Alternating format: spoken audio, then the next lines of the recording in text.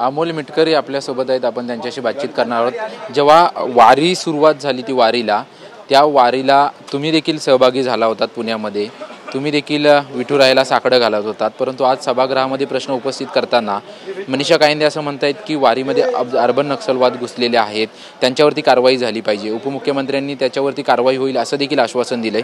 तुमची काय यावरती प्रतिक्रिया? डॉक्टर मनीषाताई कायंदे ह्या त्या सभागृहाच्या सदस्य आहेत। मी त्यांना स्वतः लॉबीमध्ये भेटलो, म्हटलं ताई तुम्ही असं वक्तव्य का केलं? त्यांनी सांगितलं की काही संघटनांनी त्यांना निवेदन दिलं। आता ज्या संघटना निवेदन देणाऱ्या होत्या त्या संघटनेचा बेस तुम्ही बघा। त्यांना जाणीवपूर्वक हिंदू मुस्लिम ध्रुवीकरण करण्यासंदर्भात काही संघटना सातत्यानं अग्रेसर असतात। त्यामुळे वारीची आता 5 तारखेला आषाढी एकादशी आहे, पालख्या मानाच्या पालख्या पंढरपूरमध्ये पोहोचत आहेत। वारीच्या पालखीला, इतक्या मोठ्या मानाच्या पालखीला आपण सरकार सहकार्य करते आहे।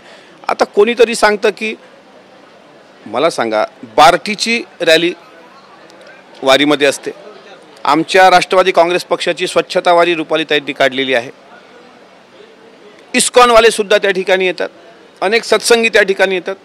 खट नट यारे शुद्ध होऊनी जारे असं चोखोबांनी जे म्हटलं की कसे या, तुम्ही चांगल्या विचाराचे असाल, वाईट विचाराचे असाल, कसे या, पण चंद्रभागेमध्ये स्नान करून तुम्ही पवित्र होऊन जा।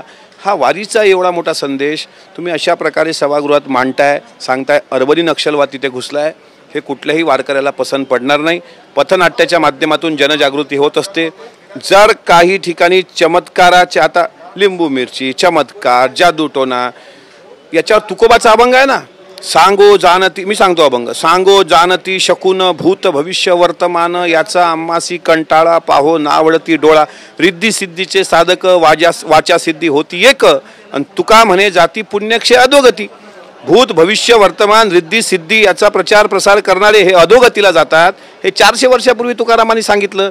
किंवा नवसाय असे पुत्र होती तरी का करणे लागे पती, नवसानं लेकरं झाली असती तर लग्न करण्याची काय आवश्यकता होती, हे जर तुकाराम महाराज विचारतात। किंवा योग याग विधी येणे नवे सिद्धी, वायाची उपाधी दंभ धर्म असं ज्ञानोबाराय म्हणत असतील, म्हणजे हे वारकरी संतच मुळात चमत्काराच्या विरुद्ध होते ना।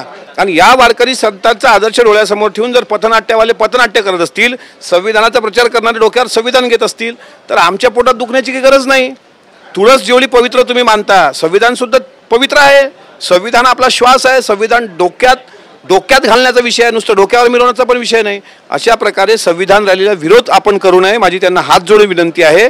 अर्बनी नक्षलवाद वारीमध्ये घुसला हे जे काही त्यांचं वक्तव्य आहे ते मी वारकरी म्हणून त्या वक्तव्याचा निषेध व्यक्त करतो। राज्यमंत्री असतील किंवा उपमुख्यमंत्री असतील ते म्हणतायत की असा जर प्रकार होत असतील तर आम्ही याची तपासणी करून एसपींना आदेश देऊन कारवाई करू, अशा प्रकारचं राज्यमंत्री आणि उपमुख्यमंत्री म्हणतात। राज्यमंत्र्याचं, उपमुख्यमंत्र्याचं, मुख्यमंत्र्याचं, गृहमंत्र्याचं हे कर्तव्य आहे की एखाद्या म्हणजे सभासदांनी असं काही शंका व्यक्त केली असेल तर त्यावर कारवाई करणं, त्यावर अंमलबजावणी करणं तो त्यांचा अधिकार आहे। पण जाणीवपूर्वक अशा प्रकारे वारीबद्दल वक्तव्य करणं हे कितपत योग्य आहे? भिडे गुरुजींच्या अनुयायांनी मागच्या वर्षी तलवारी काढल्या होत्या ना, आळंदीच्या पालखीमध्ये तलवारी काढल्या होत्या, स्वतः भिडे गुरुजींनी सारथ्य केलं होतं। मग त्यावर सुद्धा बोला ना तुम्ही कायंदेताई, त्यावर तुम्ही का बोलत नाही? वारी खराब कोण करते आहे? हजारो वर्षाची वारीची परंपरा, सर्वांना साथ घेऊन चालणारी परंपरा अशा प्रकारे बदनाम होत असेल तर मला असं वाटते हे वारकऱ्याला खपणारं नाही आहे। मुख्यमंत्री जर त्यांना काही चुकीचं वाटत असेल, हां काही त्या माध्यमातून गैरप्रकार होत असतील, तुम्ही बोला ना। दौंडमध्ये वारीला जात असणाऱ्या 2 मुलींवर बलात्कार करण्याचा प्रयत्न झाला, असे प्रश्न उपस्थित केले पाहिजे की कोण आहेत ती लोक जी वारीला बदनाम करतायत। त्यामुळे संविधानाची प्रचार प्रसार करणारी लोक, त्याच्यामध्ये आपल्या पर्यावरणाचा प्रचार प्रसार करणारी लोक वेगळं काहीतरी सांगतायत, असं म्हणून वारीची गरिमा खराब कोणी करू नये अशी माझी विनंती।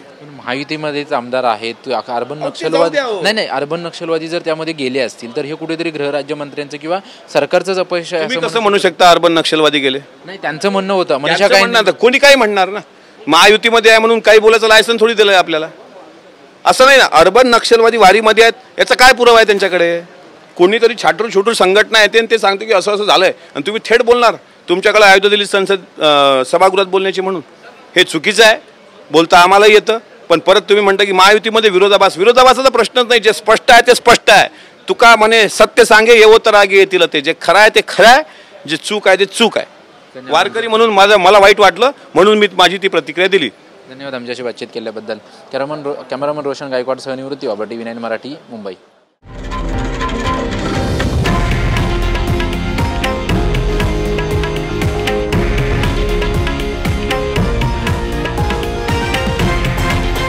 हे आहे देशातील नंबर 1 न्यूज नेटवर्क आणि आपण पाहत आहात TV9 मराठी, एकमेव.